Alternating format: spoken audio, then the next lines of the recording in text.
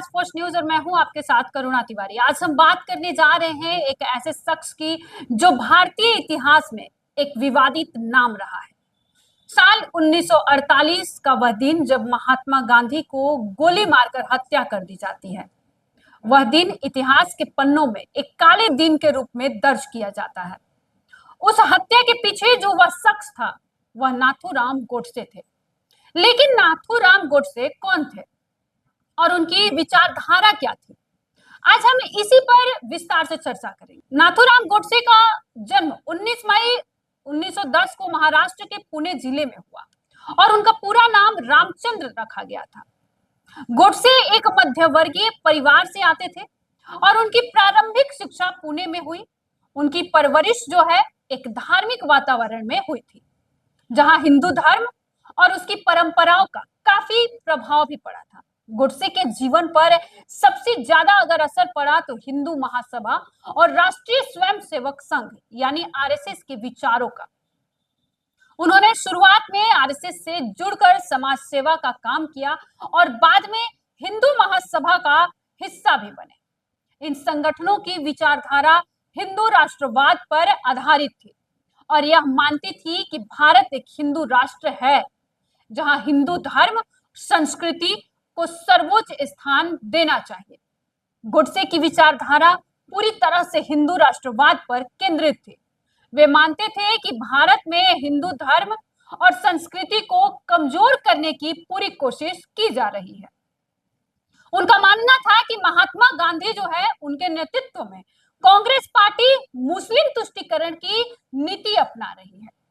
गोडसे को विशेष रूप से गांधी जी के अहिंसा और हिंदू मुस्लिम एकता की नीति से गहरा विरोध था।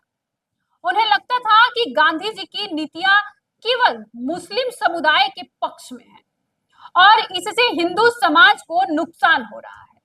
साल 1947 में भारत के विभाजन के समय गोडसे और उनके जैसे कई राष्ट्रवादी नेताओं को लगा कि महात्मा गांधी के विभाजन रोकने में उन्होंने कोई प्रयास नहीं किया। अपने विचारों को स्पष्ट करने के लिए नाथूराम गोडसे ने गांधी वध क्यों किया नामक एक पुस्तक भी लिखी। इसमें उन्होंने बताया कि वे क्यों मानते थे कि महात्मा गांधी की हत्या उनके विचारधारा की रक्षा के लिए बेहद ही आवश्यक थी। गोडसे का दावा था कि महात्मा गांधी की नीतियां भारत के लिए विनाशकारी साबित हो रही थी और उनके अनुसार महात्मा गांधी का मरना बेहद जरूरी था ताकि देश को तुष्टीकरण से बचाया जा सके। 30 जनवरी 1948 को नाथूराम गोडसे दिल्ली के बिरला भवन पहुंचते हैं, जहां महात्मा गांधी अपनी रोजाना की तरह प्रार्थना करने उस सभा में हिस्सा लेने गए थे। जैसे ही गांधी जी सभा से में पहुंचे, गोडसे ने उन पर 3 गोलियां मारी। गांधी जी की तुरंत वहीं पे मृत्यु हो गई। अब गोडसे को वहीं पे गिरफ्तार कर लिया गया और उन पर मुकदमा भी चलाया गया। अदालत में गोडसे ने खुलकर स्वीकार किया कि उन्होंने गांधी जी की हत्या क्यों की। उनका कहना था कि यह राष्ट्रहित में था। गोडसे पर हत्या का मुकदमा चला और 8 नवंबर 1949 को उन्हें फांसी की सजा सुना दी गई। वहीं 15 नवंबर 1949 को उन्हें अंबाला जेल में फांसी दे दी गई। गोडसे ने अदालत में कहा कि उन्हें अपने किए पर कोई पछतावा नहीं है, क्योंकि उन्होंने वही किया जो उनके अनुसार सही था। गोडसे की फांसी के बाद भी उनकी विचारधारा पर आज भी बहस होती रही है। कुछ लोग उन्हें देशभक्त मानते हैं जो हिंदू धर्म और राष्ट्र की रक्षा के लिए खड़े हुए, जबकि कुछ लोग उन्हें एक कट्टरपंथी और हत्यारे के रूप में देखते हैं।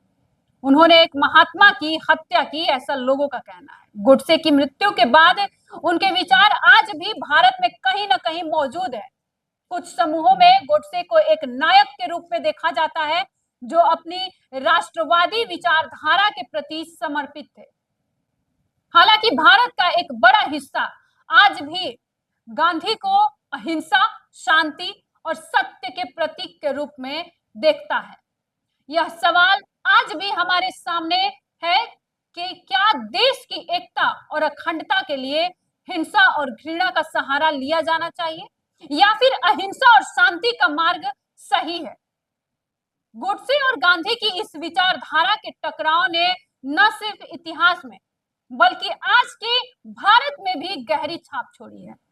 आपसे फिर मिलेंगे एक और नई दिलचस्प कहानी के साथ। धन्यवाद।